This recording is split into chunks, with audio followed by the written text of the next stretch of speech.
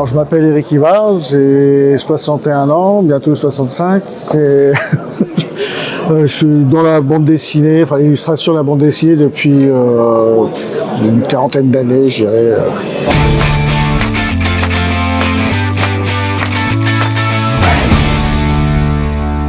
Non, parce qu'en plus je suis un peu ambidex, quoi, donc j'arrive à dessiner des deux mains, quoi.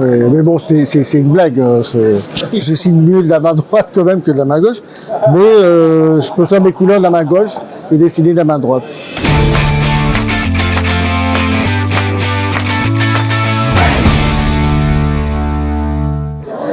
En fait, j'ai commencé en tant qu'illustrateur dans la presse jeunesse. Donc, c'était chez Fleurus, chez Bayard, donc dans des magazines comme Mac Jeune, Tout à lire. Enfin bon, beaucoup de presse jeune et presse rock avec Rock and Folk, Best, Hard Rock Magazine, beaucoup de magazines de presse. La BD est venue plus tard, quoi, avec Fluide Glacial et Le Psychopathe.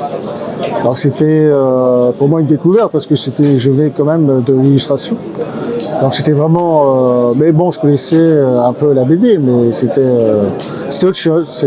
Et puis ça m'a plu, quoi. Donc, après, ça s'est enchaîné avec les magazines de BD.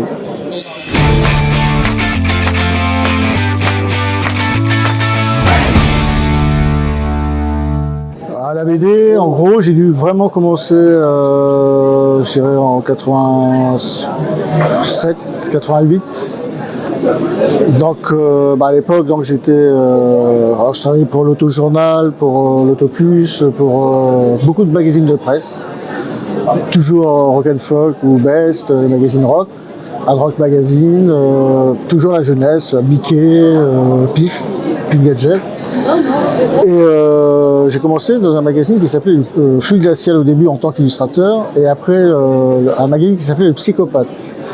Le Psychopathe qui a duré 30 ans en presse, qui est un magazine créé par Paul Carali, donc un vieux de la vieille, de Charlie Hebdo, Harakiri.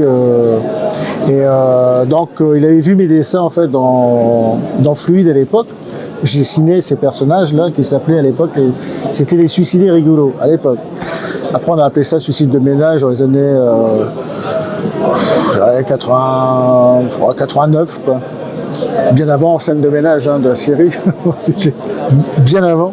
Et puis il avait trouvé ça rigolo, donc il est venu me voir et il m'a dit, enfin où je sais plus, il m'a téléphoné en me demandant si j'étais intéressé pour faire ça dans le Psychopathe qui ressortait, parce qu'il avait déjà sorti avec Choron à une époque. Ça s'était arrêté, il voulait ressortir et c'est parti comme ça. Donc avec le Psychopathe en BD. Là je faisais vraiment de la bande dessinée dans ce magazine.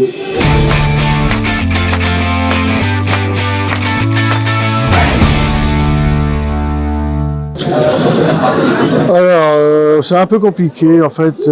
J'ai travaillé longtemps avec des éditeurs, dans le Psychopathe, quoi, les éditions du Zébu. J'en ai fait pas mal, un peu partout, quoi.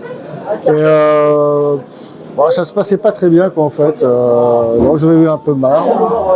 Je me suis dit soit j'arrête la presse complètement ou l'édition, et puis comme je dessinais, j'aime ça, puis c'est mon boulot, donc j'ai dit je vais continuer. Et j'avais des amis qui faisaient ça, quoi, qui s'auto-éditaient, qui sortaient leurs bouquins.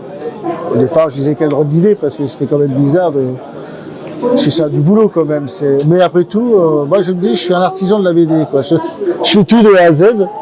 Donc pourquoi pas faire mes bouquins et puis je fais ce que je veux, quoi. Donc, du coup, c'est une liberté totale que je continue à faire. Et tant que j'aurai envie de le faire et que ça me plaît, quoi, moi je continuerai. Là, je vais en sortir un nouveau bientôt.